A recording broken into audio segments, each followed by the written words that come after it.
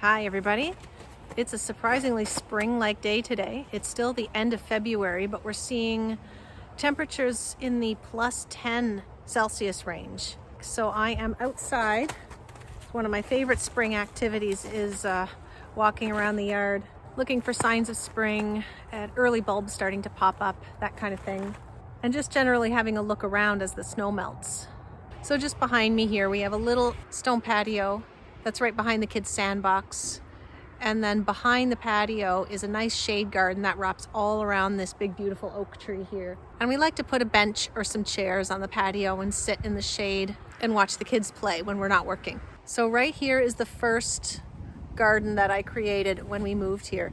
It's all permanent beds. We tilled when we first set them up, but they haven't been tilled in close to 3 years now. So permanent means that I don't dig them or till them or turn them over in any way. At most, all I do is use my pitchfork and I sink it down as far as I can go, wiggle it back and forth, a little bit like a broad fork, but on a smaller scale. And I lay a good 2 or 3 inch layer of compost over the top. About half of it's covered in tarps. You can see I've tarped 3 rows, and that is to keep the soil from getting too waterlogged. These are the first rows that I'm going to plant here in about 4 to 6 weeks or so, when I have early flowers and cool crops ready. And as the days get longer, the tarps are going to help the soil warm up a lot faster than if they were not covered. I'm going to head over to look at the greenhouse next. There is not much to be found in the shade garden because it's still mostly covered in snow. So here is the greenhouse, and there is some life over here. There are some crocuses. Those actually popped up in the fall before the snow fell, and they've just been sitting there. Let's have a look. Can you see that? All right, here's a closer look. Oh, those are snowdrops. Oh, they're going to be blooming very soon. There are some snowdrops. I forgot I planted these last year. And look, that is a daffodil.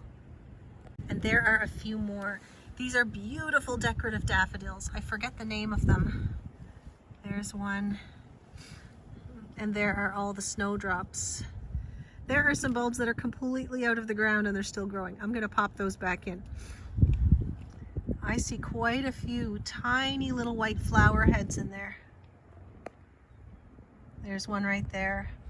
So behind me here are 4 raised beds. There's 1, 2, 3, 4 back there. And I haven't even seen these in 2 months. They've been completely buried in snow. And if you watch my tulip planting video in the fall, all of those tulips are in that 3rd bed right there.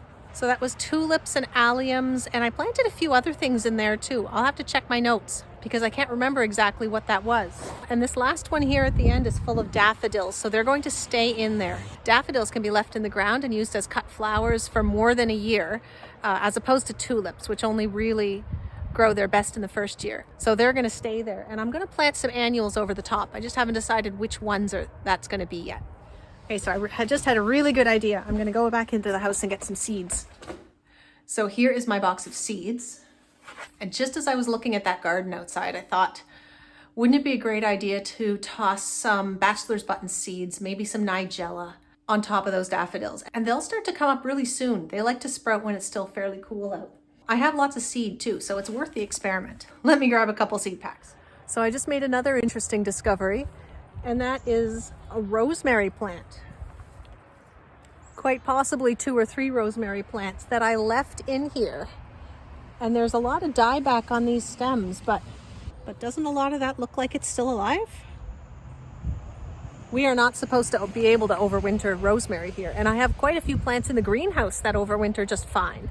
But this was buried under 2 feet of snow for the worst of the winter. So that might have protected it just enough.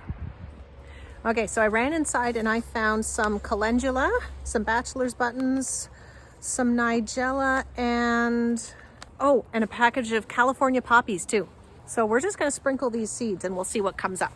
I did not bring tags or stakes of any kind for these, but I'll have this video as evidence. So here's what we've got. Calendula, one from a local seed company that I love using called Annapolis Seeds, and this is seed that I saved myself. I have 2 packages of bachelor's buttons, Classic Magic Mix and Classic Romantic. These are from Vessie's. California poppy, Thai silk apple blossom. This is from Stems Flower Farm. And then the nigella is also from Annapolis Seeds.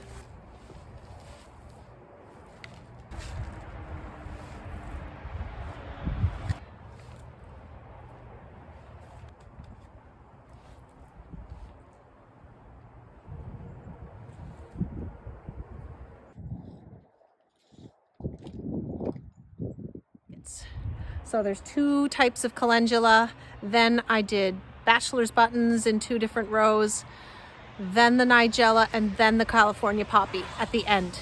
I also have multiple packets of all of these still in my seed box. The varieties that I was most excited about growing for cut flowers, I'm gonna save and sow those indoors. Calendula and California poppy I don't grow for cut flowers, but they're just really nice to have as annuals. I'm so excited to find those snowdrops growing. I will likely be out here every day walking around and staring at the ground.